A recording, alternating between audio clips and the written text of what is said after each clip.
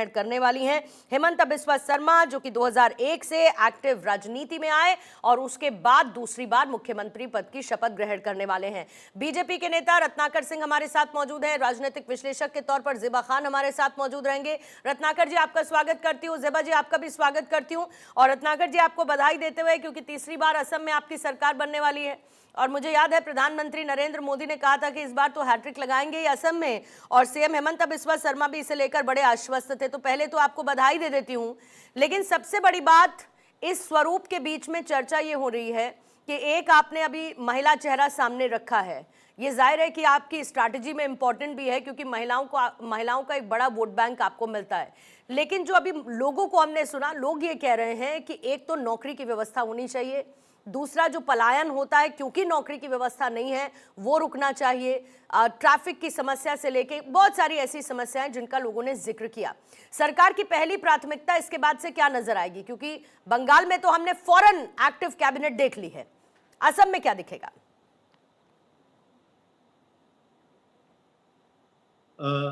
सबसे पहले तो मैं यही कहना चाहूंगा कि जिस तरह से हेमंत बिस्वा शर्मा ने अपने पिछले कार्यकाल में जो काम किया था और मोदी जी की नीतियों को जो लागू करने का काम किया था, असम की जनता ने अपना भरपूर आशीर्वाद जो है भारतीय जनता पार्टी के ऊपर दिया।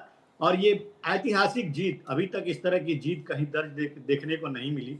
ये ऐतिहासिक जीत भारतीय जनता पार्टी के लिए है, जहां पे मेजॉरिटी अगर 2/3 अगर बहुमत चाहिए रहता है, वहां के असम की जनता ने हमें 3/4 बहुमत देकर अपना एक आशीर्वाद देने का काम किया है। निश्चित रूप से जिस तरह से हेमंत बिस्वा शर्मा ने पिछले कार्यकाल में महिलाओं के लिए स्पेशली काम किया, जहां पे मैं आपको एक आंकड़ा देना चाहता हूं, जहां पे 6.5 लाख महिलाओं को वित्तीय सहायता देने का काम जो है हेमंत बिस्वा शर्मा ने किया। वहीं पे लखपति दीदी के माध्यम से महिलाओं को आत्मनिर्भर बनाने का काम हेमंत बिस्वा शर्मा ने किया है। तो जो मामा के नाम से प्रसिद्ध है, वहां पे उन्होंने अपना काम बखूबी किया है पहले भी और आने वाले समय में भी। सिर्फ मामा नहीं, मामा मियां।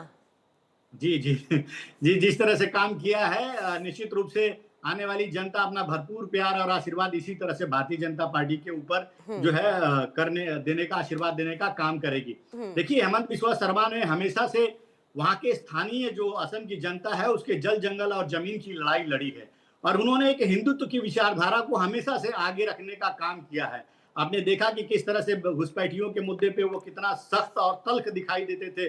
उन्होंने सबसे पहला काम किया कि घुसपैठियों में 95% बॉर्डर पे फेंसिंग करने का काम और घुसपैठियों को रोकने का काम वहां पे आसाम में किया गया, जिससे कि वहां की आम जनता जो स्थानीय रहवासी है उनके अधिकारों को घुसपैठियों के द्वारा छीना नहीं जा सकता।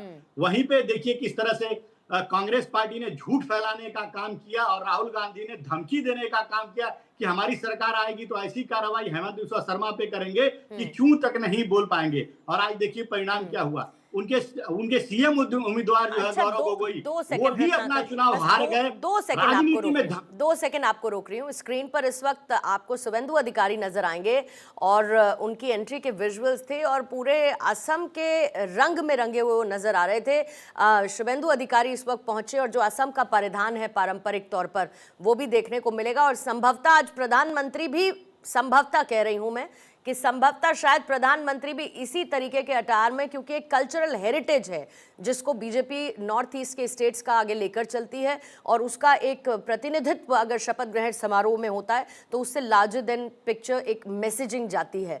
रत्नाकर साहब, 22 सीटें एक्स्ट्रा जीत पाना और जिस तरीके की पॉपुलैरिटी हेमंता बिस्वा शर्मा की है, ये पहले से ही माना जा रहा था कि कोई दूसरा विकल्प नहीं। जैसे कि हम बंगाल में मान के चल रहे थे कि सीएम के चेहरे के तौर पर बीजेपी कोई एक्सपेरिमेंट नहीं करेगी, क्योंकि शुभेंदु अधिकारी ने वहां पर ग्राउंड पर बड़ा काम किया और बीजेपी के चेहरे के तौर पर वो थे। हेमंता बिस्वा शर्मा और उनकी पॉपुलैरिटी के बीच में आप लोगों ने घुसपैठियों पर, डेमोग्राफी चेंज पर और मियां मुसलमानों पर उन्होंने बहुत ज्यादा बड़ी बात की है। तो क्या वही रोड मैप फौरी तौर पर काम के तौर पर दिखेगा सरकार के बनने के साथ ही? सच है, विकास और विरासत की राजनीति की है। विकास के पायदान मैंने आपको गिना दिए कि किस तरह से 6.5 लाख महिलाओं को वित्तीय सहायता देने का काम किया, लखपति दीदी के माध्यम से आत्मनिर्भर बनाने का काम किया। पिछले 10 वर्षों में जो गरीबी रेखा के नीचे 37% जो लोग थे वो आज घट करके 14% हो गई है। पिछले 10-12 सालों में वहां पे पर कैपिटल इनकम जो वहां पे आमदनी जो है लोगों की वह 3 गुनी हो चुकी है। तो निश्चित रूप से ये विकास के पायदान जो है हम लोग आगे बढ़ते रहेंगे। और आपने देखा कि किस तरह से 4 नए पुल ब्रह्मपुत्र में बना करके हमने लोगों को एक दूसरी जगह से कनेक्ट करने का काम किया, 24,000 किलोमीटर सड़कें बनाने का काम किया।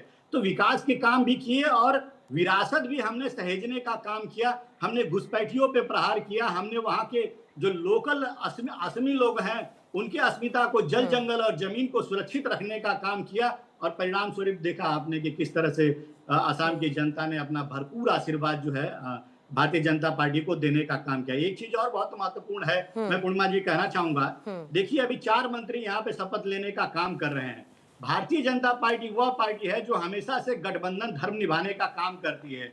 अपितु हम लोग वहां पे पूर्ण बहुमत में, भारतीय जनता पार्टी खुद अपनी स्थिति पूर्ण बहुमत में है, फिर भी हमने गठबंधन धर्म निभा करके और 4 जो मंत्री शपथ ले रहे हैं वो हमारे सहयोगी दल के मंत्री, सहयोगी दल के विधायक हैं। तो कहीं ना कहीं गठबंधन धर्म निभाने का काम भारतीय जनता पार्टी बखूबी करना जानती है। लेकिन वहीं पे अगर देख लीजिए, तमिलनाडु की बात मैं कर लूं तो 22 साल से डीएमके के साथ खड़ी रही कांग्रेस, आज सिर्फ सत्ता के लालच में डीएमके जब वहां पे हार जाती है तो वह टीवीके के साथ चली जाती है।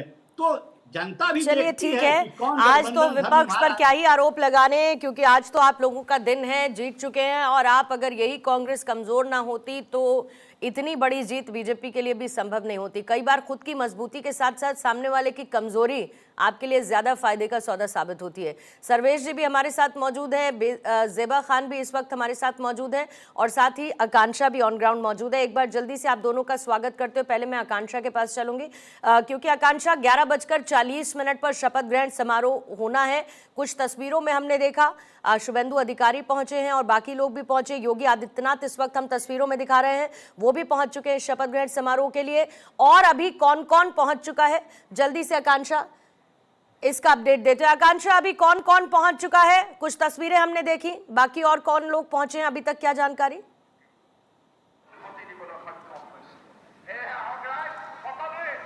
पूर्णिमा, तमाम लोगों के पहुंचने का इस वक्त सिलसिला चल रहा है और इंतजार हो रहा है प्रधानमंत्री नरेंद्र मोदी के पहुंचने का।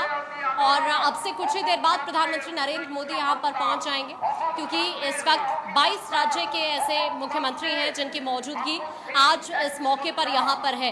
इससे पहले हमने यही शक्ति प्रदर्शन की तस्वीरें देखी थी पश्चिम बंगाल से, जब जिम्मेदारी शुभेंदु अधिकारी को दी गई और आज वो खुद यहाँ पर इस वक्त मौजूद हैं।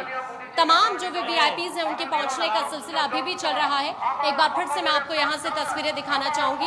ये तस्वीरें आप देखिए, इसी तरह से यहाँ पर सुबह से ये भीड़ 8:30 बजे से देखने के लिए मिल रही है। इसी तरह से लोगों के अंदर उत्साह यहाँ पर नजर आ रहा है, चाहे महिलाएं हो, पुरुष हो, तमाम लोग यहाँ पर पहुंच रहे हैं। और सबसे खास ये तस्वीर इसलिए भी हो जाती है कि एक तरफ तो हमने देखा कि बीजेपी ने इस बार यहाँ पर चुनाव में इतिहास रच दिया है, दूसरी तरफ हेमंता बिस्वा शर्मा भी आज एक नया इतिहास यहाँ पर रचने जा रहे हैं, एक बार फिर से मुख्यमंत्री बनने के साथ ही, क्योंकि वो पहले ऐसे गैर कांग्रेसी चेहरा है जो यहाँ पर शपथ लेते हुए मुख्यमंत्री के तौर पर वापस से नजर आएंगे, जिन्होंने अपना पहला कार्यकाल भी पूरा किया और अब अपने दूसरे कार्यकाल की तरफ आगे बढ़ने जा रहे हैं। सबसे खास बात यह है कि 89 सीट्स हैं जिन पर इस बार बीजेपी ने यहाँ पर चुनाव लड़ा और सिर्फ 7 ऐसी सीटें हैं जहां बीजेपी को जीत नहीं मिल पाई। 82 सीट्स के साथ बीजेपी सबसे बड़ी पार्टी बनकर यहाँ पर इस बार उभरी है। जो कांग्रेस के कई ऐसे इलाके हैं जिन्हें कांग्रेस का गढ़ कहा जाता था, उन इलाकों में सीधी सीधी सेंधमारी बीजेपी ने की है। बहुत सारे फैक्टर्स इस बार जरूर जिम्मेदार रहे हैं, क्योंकि इससे पहले 2021 में आपको याद होगा AIUDF के साथ कांग्रेस ने चुनाव लड़ा था, तो उस वक्त अच्छी भली परसेंटेज रही। 65% जो असमी इलाके हैं, जो अपर इलाके हैं, वहां से कांग्रेस को AUDF को वोट मिला। फिर उसके बाद एक फैक्टर बड़ा ये भी है कि इस बार चूंकि दोनों ने अलग अलग चुनाव लड़ा है, तो कहीं ना कहीं वो जो वोट शेयर है वो जरूर इस बार बढ़ गया है। इसके इधर परिसीमन 2023 में हुआ, उसके बाद कई ऐसी सीट्स है जहां पर वोटर्स की संख्या घट गई है, वो एक बड़ा फैक्टर रहा है। और सबसे बड़ा फैक्टर है, जब सुबह से मैंने यहाँ पर कई लोगों से बातचीत की तो उन्होंने मुख्यमंत्री की जो यहाँ पर पॉपुलैरिटी है, जिस तरह से असम के मुख्यमंत्री रहते हुए हिमंता बिस्वा शर्मा ने अपने पिछले कार्यकाल में कार्य किए हैं, उन सब से यहाँ पर लोग बहुत ज्यादा खुश इस वक्त नजर आ रहे हैं। आज जब तस्वीरों को क्लब किया जाएगा आकांक्षा, तो पहले तो वो तस्वीरें याद की जाएंगी जब प्रधानमंत्री नरेंद्र मोदी टी गार्डन पहुंचे। वहां पर जो महिला श्रमिक हैं उनके साथ प्रधानमंत्री मोदी का संवाद रहा और साथ ही उन्होंने ये भी कहा कि आप लोगों को पता है कि मैं भी एक चाय वाला हूं। फिर उसके साथ आज वो तस्वीरें रिकॉल की जाएंगी जब हिमंता बिस्वा शर्मा जीतने के बाद लोगों के बीच में थे और इतना जबरदस्त उत्साह महिलाओं के बीच में, बुजुर्ग महिलाओं के बीच में हिमंता बिस्वा शर्मा को मामा कहकर संबोधित करना, उनको दुलार करना, उनको प्यार करना। और आज तीसरी तस्वीरें जब शपथ ग्रहण के लिए मंच इस वक्त तैयार है। आपको मंच पर बहुत सारे लोग नजर आ रहे होंगे, जितना मैं देख पा रही हूँ शिवराज सिंह चौहान इधर मौजूद हैं, तमाम जो मुख्यमंत्री हैं उनके बैठने का सिलसिला शुरू हो चुका है क्योंकि 11:40 अब सिर्फ 20 मिनट का वक्त बचा है। जल्दी से एक बार ज़ेबा खान जी आपके पास आ जाती हूँ, फिर उसके बाद सर्वेश पाठक जी आपके पास। तो ज़ेबा खान जी, मामा जी को तो बधाई दे ही दीजिए पहले, और एक दूसरे मामा मंच पर भी हैं शिवराज सिंह चौहान, बड़े पॉपुलर हैं। अब क्या है ना कि ऐसी स्ट्रैटेजी को काउंटर करना विपक्ष के लिए बड़ा मुश्किल है। आज तक आप लोग एनआरसी और सीए पर जो विपक्ष के लोग हैं वो अपना स्टैंड क्लियर नहीं कर पाए, और ये वो सरकार है जो कहती है कि इसको लागू करके अगर क्षेत्र को बेहतर किया जा सकता है, घुसपैठ को रोका जा सकता है, वहां के लोगों को ही उसका लाभ पहुंचे, योजनाओं का सुनिश्चित किया जा सकता है, तो क्यों नहीं? देखिए, सबसे पहले तो मामा जी के साथ साथ चुनाव आयोग को और ज्ञानेश जी को भी बहुत बहुत मुबारकबाद कि उनके बिना ये जो है पूरा नहीं हो पाता जो सपना था हिमंता बिस्वा शर्मा जी का। तो अच्छी बात है आप सरकार में आए हैं और सरकार में काम के नाम पर नहीं, सिर्फ आप पोलराइजेशन करके आए हैं। तो उम्मीद करती हूं कि जब अब आपकी सरकार बन चुकी है तो आप काम पर फोकस करेंगे, युवाओं को बेरोजगार जो हैं उन्हें रोजगार दीजिएगा और जो पलायन है उस पलायन को रोकिएगा, महिलाओं के लिए कुछ कीजिएगा। ये हर क्षेत्र में हम देखते हैं, हर स्टेट में जब चुनाव आते हैं तब महिलाओं की चिंता हो जाती है, माता बहनों की चिंता हो जाती है, माता बहनों से मिला जाता है, लेकिन चुनाव खत्म होने के बाद माता बहनों की चिंता खत्म हो जाती है। तो उम्मीद करती हूँ कि असम में इस बार नहीं होगा और सही में अगर कहीं घुसपैठिए आ रहे हैं, अगर ये सिर्फ चुनावी जुमला नहीं है तो उसकी रोकथाम होगी, क्योंकि इससे पहले भी हिमंता बिस्वा शर्मा वहां पर चीफ मिनिस्टर थे और दिल्ली में सरकार भाजपा की है, अमित शाह जी गृह मंत्री हैं, उसके बाद से भी अगर घुसपैठ हो रही है तो बहुत अफसोस की बात है, शर्मनाक है। कहने का मतलब ये लोग पूरे तरह से जी, उल्फा क्या है?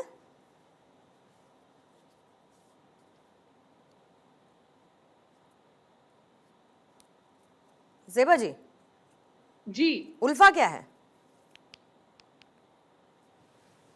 देखिए, मुझे तो एक चीज पता है कि देश में बेरोजगारी है, असम में बेरोजगारी मैं पूछ रही हूँ कि उल्फा क्या है? बात करूंगी। नॉर्थ ईस्ट जो प्रदेश है, नॉर्थ ईस्ट को अगर आप महिलाओं की बात करते हैं और मणिपुर में महिलाओं की रक्षा करने ज़ेबा जी, अच्छी बात है, बिल्कुल ठीक बात है, बिल्कुल ठीक बात है, आप बिल्कुल ठीक बात कह रही हैं Zeba ji, I agree with you. Bihar में भी ज़ेबा जी, अब आप तुरंत आप बुरा मान गई जैसे ही मैंने पूछा, जैसे ही मैंने पूछा कि उल्फा क्या है आप बुरा मान गई।